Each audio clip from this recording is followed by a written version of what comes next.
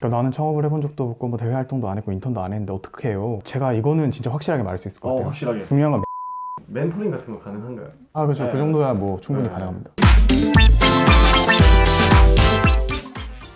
네, 반갑습니다 여러분. 공유창고의 창고입니다. 자, 오늘은 SK텔레콤 IT 기업에 대해서 알아보도록 하겠습니다. 그러면 오늘 알려주실 분 한번 불러보도록 할게요. 아리야, 네, 류시진한테 전화해줘.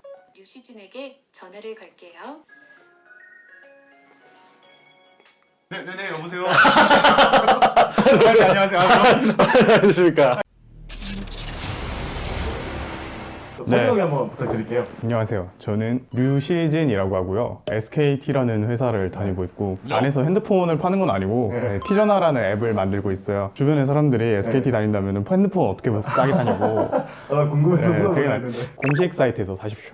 업무가 좀 어떤 식으로 나눠져 있어요? 사업부가 여러 개가 있어요. SK텔레콤은 일반적으로 우리가 가장 많이 접하는 게 MNO 사업부라는 네. 사업부고 통신망을 이렇게 제공하는 우리가 알고 있는 가장 밀접한 그쪽이고요. 저도 소속은 그쪽에 있어요. 그래서 통신 쪽에 소속돼 네, 있으시고. 네. 서비스적으로도 지금 누구 아세요? 누구 알죠? 아리야? 네, 아리아. 아리아. 네, 네, 아, 그러면 이제 크게 뭐 통신 쪽도 있고 네. 투자하는 쪽도 있고 네, 서비스 그리고 조직도 있고. 그 중에 통신 쪽 네. 서비스를 하고 네, 계시고 네. 업무 하시면서 이런 거는 좀 도움 되더라 혹은 네. 이런 걸 사전에 알았으면 도움이 됐을 텐데 하는 능력이나 지식 같은 게 좀 있나요? 제가 IT 직군으로 일을 하고 있는데 사실은 저는 IT 관련된 일을 한 적이 없는 사람이에요. 저는 경영학과고 취직 전에 창업을 한번 도전히 한 적이 있고 그거 말고는 제가 개발을 해봤다거나 개발자들과 호흡을 해봤다거나 경험이 전무했어요. 그래서 처음에 왔을 때 소통을 하는데 용어가 굉장히 어렵죠. 서버랑 클라이언트의 차이가 뭔지도 잘 모르겠고 근데 쓰는 용어는 결국 정해졌고 그리고 정말 좋았던 게 생각보다 개발자분들이 굉장히 친절하셔요.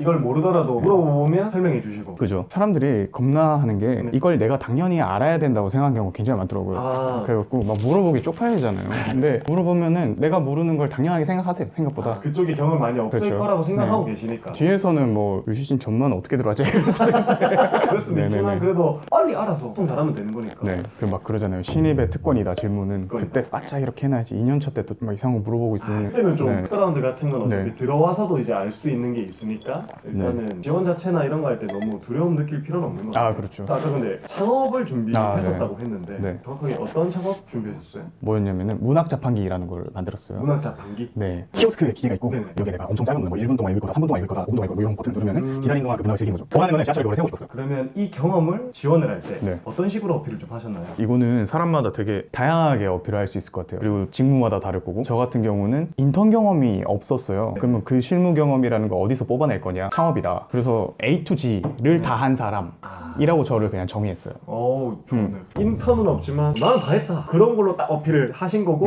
그게 잘 통해서 좋게 하셨잖아요. 봐주신 것 같아요. 네. 텔레콤도 들어가기가 쉽지는 않잖아요. 그렇죠. 아무래도 네. 직원 수 자체도 삼성전자처럼 거대한 네. 규모의 채용을 하지 않기 때문에 아무래도 좀 그런 부분이 있죠. 그럼 이제 꿈꾸시는 분들이 계실 수도 있는데 철저하게 본인 경험 네. 기반으로 네. 팁 같은 걸 드리는 게 있을까요? 이거는 뭐 어떤 특정한 회사를 한정해서 하는 얘기는 아닐 것 같고 네네네. 후배들 멘토링 해주는 걸 좀 좋아한단 말이에요. 네. 자소서를 봐준다거나 아니면 막 이런 고민들을 얘기하는 거 굉장히 좋아하는데 대부분 이런 걱정을 많이 해요. 스펙이 없다. 그거 사실 네. 걱정 많이 됐어요. 왜냐면 네. 고스펙자들이 너무 많으니까. 그러니까 나는 창업을 해본 적도 없고 뭐 대외 활동도 안 했고 인턴도 안 했는데 어떻게 해요? 라는 사람들이 굉장히 많은데 네. 제가 이거는 진짜 확실하게 말할 수 있을 것 같아요. 확실하게. 회사가 원하는 게 이 사람이 어떤 일들을 했는가가 아니라 어떤 일들을 해서 여기서 뭘 얻었는가 기준이란 말이에요. 네네네. 그러니까 예를 들어서 제가 자소서에 쓴 내용 중에 이런 게 있어요. 그냥 뭐 동아리에 뭐 회장을 했는데 뭐 인원이 옛날보다 많이 줄어들어서 그거를 이렇게 열심히 해가지고 사람을 많이 뽑았다. 별거 아니잖아요. 근데 네. 약간 뽑아내면 위기가 있었고 위기를 어떻게 내가 개선했느냐 네. 단순한 경험 같은데 네네.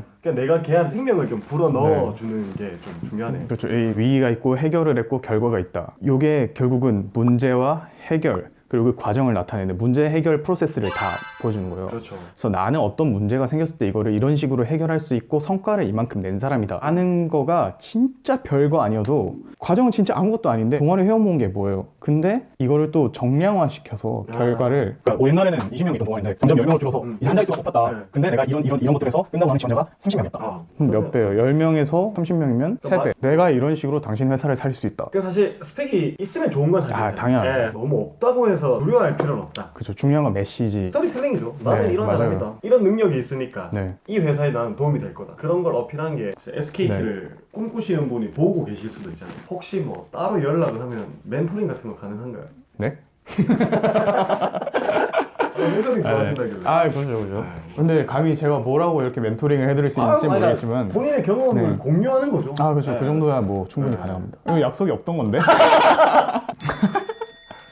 텔레콤이라는 회사를 딱 선택하신 이유가 있나요? 원래 IT를 업으로 삼아야겠다 이런 생각을 한 적이 없었어요. 네네네. 기획이라는 일을 하고 싶었고 첫 번째로는. 네네네.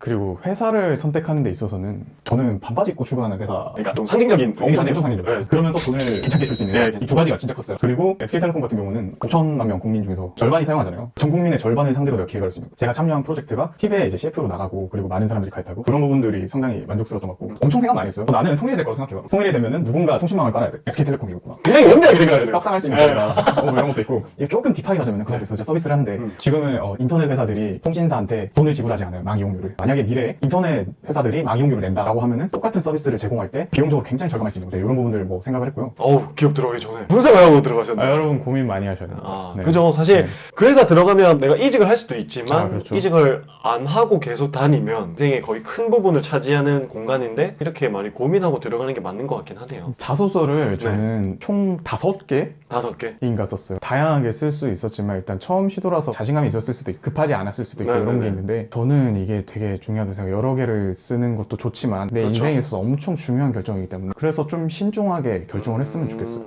마지막으로 좀 궁금한 게 시즈님한테 취업이란 뭐다라고 얘기를 해볼 수 있을까요? 저는 취업이 세상으로 나가는 것이다라고 생각했거든요. 세상으로 나가는 것이다. 저는 자신감을 많이 얻었어요, 사실은. 아, 취업을 하면서 오히려 네, 하면은 어느 정도 할 수 있는 사람이구나. 창업은 혼자 하면서 맨땅에 이렇게 뭘 계속 박아야 계속 뭔가 이런 동료들이랑 같이 일하는 기회가 정말 좋아요, 저는. 창업이 되게 좋은 영향을 줬네요. 차디찬 바깥 세상을 맛보게 하고 네, 냉진. 밑바닥에서 이렇게 네. 자다가 전기장판 까니까 네.